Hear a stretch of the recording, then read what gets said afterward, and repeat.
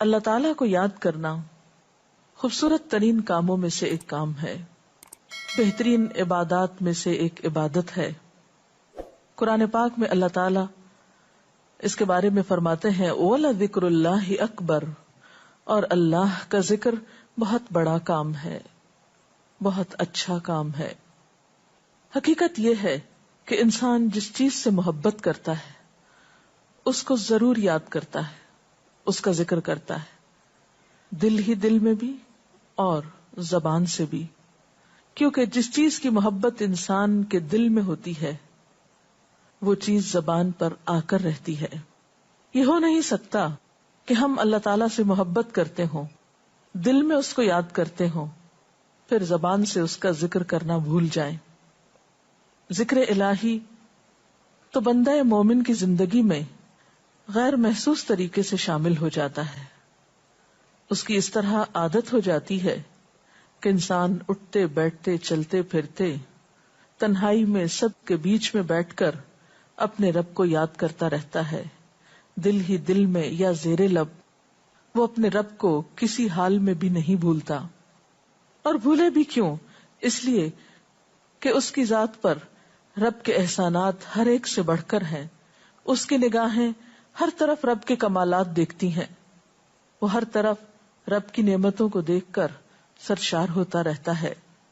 وہ جس طرف بھی نظر اٹھاتا ہے وہیں اس کو رب کی قدرت اور تخلیق نظر آتی ہے، اپنے سامنے، دائیں بائیں، اوپر نیچے، ہر طرف زمین آسمان، جو کچھ بھی بنا ہوا ہے، جو کچھ بھی پھیلا ہوا ہے، وہ سب اس کے رب کا بنایا ہوا ہے۔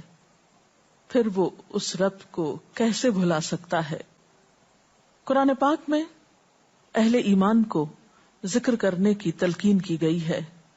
اللہ سبحانہ وتعالیٰ فرماتے ہیں فَاذْكُرُونِي أَذْكُرْكُمْ، تم مجھے یاد کرو، تم میرا ذکر کرو، میں تمہیں یاد کروں گا۔ ایک اور جگہ پر فرمایا وَاذْكُرْ رَبَّكَ فِي نَفْسِكَ تَضَرُّعًا وَخِيفَةً وَدُونَ الْجَهْرِ مِنَ الْقَوْلِ بِالْغُدُوِّ وَالْآصَالِ وَلَا تَكُن مِّنَ الْغَافِلِينَ، اور اپنے پروردگار کو دل ہی دل میں عاجزی اور خوف کے ساتھ اور آہستہ آواز سے صبح و شام یاد کرتے رہو اور دیکھنا غافل نہ ہونا، یعنی رب کی یاد سے کبھی بھی غفلت اختیار نہ کرنا۔ ایک اور جگہ پر فرمایا وَاذْكُرُوا اللَّهَ كَثِيرًا لَعَلَّكُمْ تُفْلِحُونَ، اور اللہ کا ذکر کرو کثرت کے ساتھ، بہت زیادہ۔ کیوں؟ لَعَلَّكُمْ تُفْلِحُونَ، تاکہ تم فلاح پاؤ، کامیاب ہو جاؤ۔ اس سے پتہ چلتا ہے کہ اللہ تعالیٰ کو یاد کرنا کامیابی کی علامت ہے، اللہ کے ذکر میں کامیابی کی ضمانت ہے۔ مومن مردوں اور عورتوں کی صفت قرآن پاک میں یہی بیان کی گئی ہے کہ وہ بہت زیادہ اللہ کا ذکر کرنے والے ہوتے ہیں۔ سورۃ الاحزاب میں آتا ہے وَالذَّاكِرِينَ اللَّهَ كَثِيرًا وَالذَّاكِرَاتِ، اور اللہ کا ذکر کرنے والے مرد اور اللہ کا ذکر کرنے والی عورتیں جو کثرت سے اللہ کا ذکر کرتے ہیں۔ کثیرن اعد اللہ لہم مغفرۃ واجرا عظیما، اللہ نے ان کے لیے بخشش اور بہت بڑے اجر کا وعدہ کر رکھا ہے۔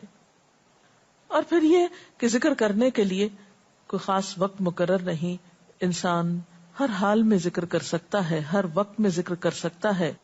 نبی صلی اللہ علیہ وسلم کے بارے میں آتا ہے کان یذکر اللہ فی کل احیانہ، آپ ہر وقت میں، یعنی ہر قسم کے وقت میں، دن میں یا رات میں، صبح میں یا شام میں اللہ کا ذکر کیا کرتے تھے۔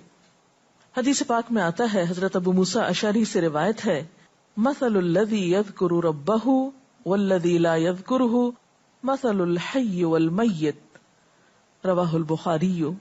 آپ صلی اللہ علیہ وسلم نے فرمایا اس شخص کی مثال جو اپنے رب کا ذکر کرتا ہے زندہ انسان کی طرح ہے، اور اس کی مثال جو اپنے رب کا ذکر نہیں کرتا مردہ شخص کی طرح ہے۔ گویا ذکر کرنے والا اور نہ کرنے والا، ان دونوں کے درمیان اتنا ہی فرق ہے جتنا ایک زندہ اور مردہ انسان میں فرق ہوتا ہے۔ اور یہ فرق کتنا بڑا ہے، یعنی انسان تو وہی ہوتا ہے، لیکن زندہ انسان میں اور مردہ انسان میں زندگی اور موت کا فرق ہے۔ بالکل اسی طرح جو شخص اپنے رب کو یاد کرتا ہے، اس کا ذکر کرتا ہے، اس کے اندر ایک زندگی ہے، اس کے اندر ایک خاص خوشی ہوتی ہے، اطمینان ہوتا ہے، اور وہ جو نہیں کرتا اس کا دل مردہ ہوتا ہے، اس کے اندر زندگی کی کوئی امنگ نہیں ہوتی. ایک اور حدیث میں آتا ہے، نبی صلی اللہ علیہ وسلم نے فرمایا، اللہ تعالیٰ فرماتا ہے میں اپنے بندے کے خیال کے مطابق ہوتا ہوں یا خیال کے ساتھ ہوتا ہوں.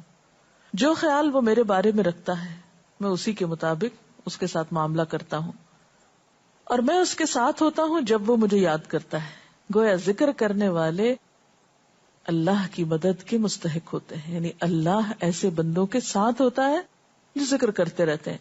اگر وہ مجھ کو اپنے دل میں یاد کرتا ہے تو میں بھی اس کو اپنے دل میں یاد کرتا ہوں، اور اگر وہ مجھے کسی جماعت میں بیٹھ کے یعنی کسی گروپ میں یعنی پبلک میں بیٹھ کے یاد کرتا ہے تو میں اس کو اس سے بہتر جماعت میں یاد کرتا ہوں، یعنی فرشتوں کی جماعت میں یاد کرتا ہوں. تو گویا فاذکرونی اذکرکم، تم مجھے یاد رکھو میں تمہیں یاد رکھوں گا.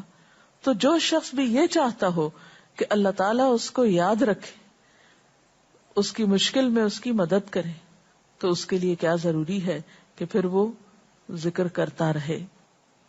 اور ذکر تمام عبادات کو خوبصورت بناتا ہے. مثلا روزہ رکھنا ایک عبادت ہے، لیکن جس روزے میں ذکر الہی ہو اس کا اجر و ثواب کئی گنا بڑھ جائے گا.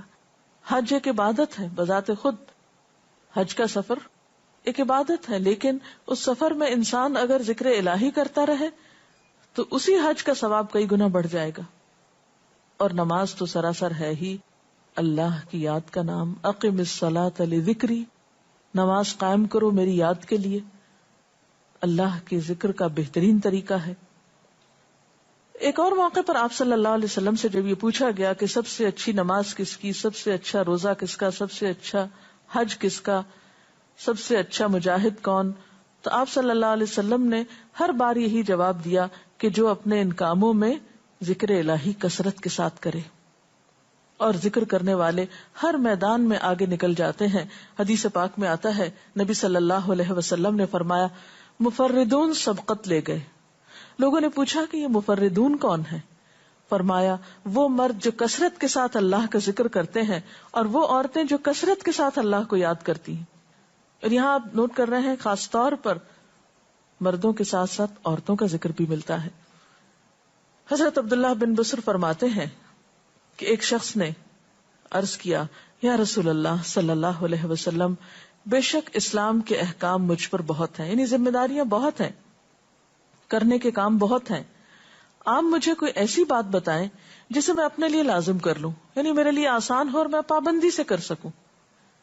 تو آپ صلی اللہ علیہ وسلم نے فرمایا لا یزال لسانک رطبا من ذکر اللہ، کہ ایک چیز پابندی سے پکڑ لو، اور وہ کیا کہ تیری زبان ہمیشہ اللہ کے ذکر سے تر رہے، ہر دم اللہ کو یاد کرتے رہو. اور یہ حقیقت ہے کہ انسان کوئی بھی کام کر رہا ہو، مثلا خواتین کھانا پکا رہی ہیں، گھر صاف کر رہی ہیں، واک کر رہی ہیں، کوئی بھی کام کر رہی ہیں اس طرح کا، تو اس میں ساتھ ساتھ اللہ کی یاد کرتی رہیں. سبحان اللہ، الحمد للہ، اللہ اکبر، استغفر اللہ، لا الہ الا اللہ، ان اذکار کا ورد کرتے رہیں، تو اس میں کام بھی ہوتا رہے گا اور اس کے ساتھ ساتھ اللہ کی یاد بھی ہوتی رہے گی. خصوصی طور پر 2 کلمات ایسے ہیں جن کے بارے میں بہترین اجر کی خوشخبری سنائی گئی. آپ صلی اللہ علیہ وسلم نے فرمایا کلمتان، 2 کلمات ایسے ہیں خفیفتان علی اللسان، جو زبان پہ بہت ہلکے ہیں، یعنی پڑھنے میں کچھ مشکل نہیں. ثقیلتان فی المیزان، میزان میں بہت بھاری ہیں. حبیبتان الی الرحمن، رحمان کو بہت محبوب ہیں، اور وہ کیا ہیں؟ سبحان اللہ و بحمدہ، سبحان اللہ العظیم. چلتے پھرتے، اٹھتے بیٹھتے، کام کاج کرتے، تسبیح پڑھتے رہنا، ذکر کرتے رہنا انسان کے دل کو جہاں اطمینان بخشتا ہے وہاں اس کے کام کو آسان بھی کر دیتا ہے، اور اللہ کی مدد بھی ساتھ ہوتی ہے. اور قرآن پاک میں ایسے لوگوں کے لیے خوشخبری ہے، الا بذکر اللہ تطمئن القلوب، سنو اللہ کے ذکر سے دلوں کو اطمینان ہوتا ہے.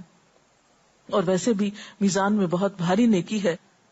ایک حدیث میں آتا ہے کہ رسول اللہ صلی اللہ علیہ وسلم نے لوگوں سے پوچھا کیا میں تمہیں نہ بتاؤں کہ تمہارے اعمال میں سب سے اچھا عمل، سب سے پاکیزہ، اور تمہارے درجات کو سب سے زیادہ بڑھانے والا، اور جو تمہارے لیے سونے چاندی کے خرچ کرنے سے زیادہ بہتر ہو، اور اس سے بھی بہتر ہو کہ تم اپنے دشمنوں سے ملو، ان کی گردنیں تم مارو اور وہ تمہاری گردنیں مارے، تو کیا ایسا عمل نہ تمہیں بتاؤں؟ صحابہ نے عرض کیا، ضرور یا رسول اللہ صلی اللہ علیہ وسلم، ہمیں ایسا عمل بتائیے. تو آپ نے فرمایا وہ اللہ کا ذکر ہے. یعنی تمام اعمال میں وہ سبقت لے جاتا ہے. اسی طرح ایک اور حدیث میں ہے، رسول اللہ صلی اللہ علیہ وسلم نے فرمایا کہ جب بھی کچھ لوگ بیٹھتے ہیں اور وہ اللہ کا ذکر کرتے ہیں، یعنی کسی مجلس میں اکٹھے ہو کر بیٹھتے ہیں، تو اللہ کی رحمت ان کو ڈھانپ لیتی، ان پر سکینت نازل ہوتی ہے. اللہ تعالیٰ ان کا اپنے ہاں ذکر کرتے ہیں. گویا اکیلے بھی ذکر کیا جا سکتا ہے اور کسی مجلس میں اکٹھے بیٹھ کر بھی. پھر اسی طرح صبح و شام بھی، جیسا کہ قرآن پاک میں آتا ہے، وَسَبِّحْ بِحَمْدِ رَبِّكَ قَبْلَ طُلُوعِ الشَّمْسِ وَقَبْلَ غُرُوبِهَا، اپنے رب کی تسبیح بیان کرو سورج نکلنے سے پہلے اور اس کے غروب ہونے سے پہلے. ایک اور جگہ پر آتا ہے وَسَبِّحْ بِحَمْدِ رَبِّكَ بِالْعَشِيِّ وَالْإِبْكَارِ، اپنے رب کی حمد و ثنا بیان کرو عشی کے وقت یعنی عصر کے وقت، والابکار اور صبح کے وقت. عشی کا لفظ جو ہے یہ زوال شمس سے غروب شمس کے درمیانی وقت کو کہتے ہیں.